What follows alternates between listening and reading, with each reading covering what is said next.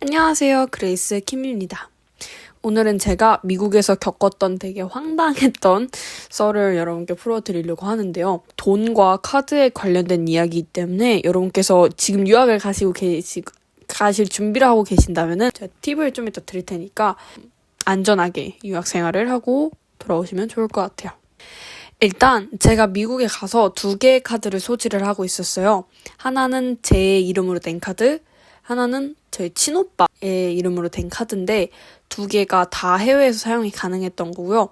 제가 제 이름으로 된 카드를 은행에다 신청을 해서 발급을 받기도 전에 제가 미국에 갔단 말이에요.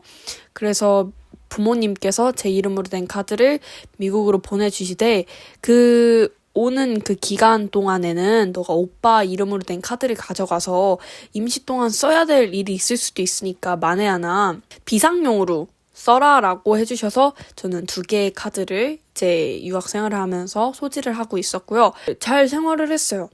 이제 사건은 봄방학 스프링 브레이크 때 발생을 하게 돼요. 디즈니 월드에 가기로 계획을 했고 디즈니 월드에 무사히 도착을 했어요. 그렇게 디즈니 월드에서 5일 정도를 묵었던 것 같아요. 되게 무탈하게 잘 지냈어요. 이제 디즈니 월드에서 이렇게 재밌게 놀고 3일차쯤에 저희가 파크에서 나온 다음에 월마트라는 대형 마트에 가기로 이제 이야기가 나눠졌어요. 저는 현금을 인출할 목적으로 월마트에 갔습니다. 제 눈에 이제 ATM기가 보이는 거예요. 계산대 바로 맞은편에 거기 가가지고 현금을 인출하려고 이게 거래를 시작하시겠습니까? 라는 창에 얘를 누르고 카드를 넣으라고 하는 거예요. 여기서 팁인 게 여러분들이 카드를 넣는 ATM기의 종류가 다르다는 것도 아시는 게 좋을 것 같아요. 카드를 이렇게 ATM기에 넣었을 때 완전 기계 속으로 들어가는 ATM기가 있고 그냥 밖에서 이렇게 인식을 할 수 있는, 그러니까 꽂았을 때 카드가 조금 나오는 ATM기가 있단 말이에요. 그 월마트에 있던 ATM기는 카드가 완전 끝까지 안으로 기계 속으로 들어가는 형식의 ATM기였거든요. 그래서 저는 아무 생각 없이 그냥 ATM기에다가 카드를 넣게 되었습니다. 넣고 몇 초 지나지 않아서 갑자기 에러창이 뜨는 거예요. 직원분을 이렇게 불렀어요.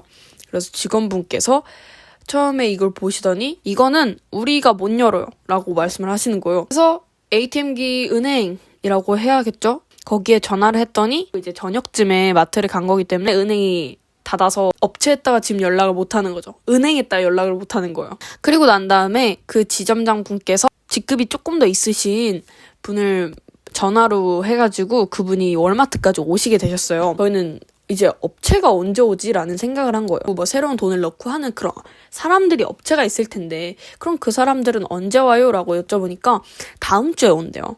그게 한 5일 후였거든요. 기다릴 수 있는 상황도 아니었고 그분이 말씀을 하시는 게 이거를 저희가 열어도 카드를 다시 돌려드릴 수 없습니다. 저희는 이 카드를 파쇄를 해야 됩니다. 라고 말씀을 하시는 거예요. 그쪽 측에서 그게 그 월마트의 규칙이라고 하니까 저는 되게 황당한 거죠. 거기서 더 이상 시간을 지체할 수도 없고 열 수 있는 사람도 없다고 하니까 저희는 그냥 숙소로 돌아왔어요.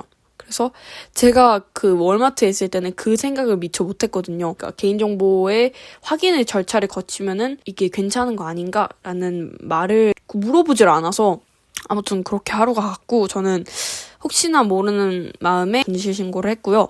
그리고 그 다음날에 월마트에 다시 가게 됐어요. 왜냐면은 플로리다 그 디즈니 월드 근처에 있는 월마트에서는 그 디즈니 관련 상품들을 되게 싸게 팔거든요. 저는 ATM기가 고쳐져 있지 않을 거라고 생각을 하고 월마트에 갔어요. 근데 정상 작동을 하고 있더라고요. 완전 그냥 기기가 새 것처럼 그냥 정상 작동을 한다는 의미는 누군가 그걸 열었고 제 카드가 거기 안에 없기 때문에 이게 잘 돌아간다는 얘기거든요. 기계는 멀쩡하게 잘 돌아가고 있었고 사람들도 그 기계를 ATM기를 잘 쓰고 있었고요.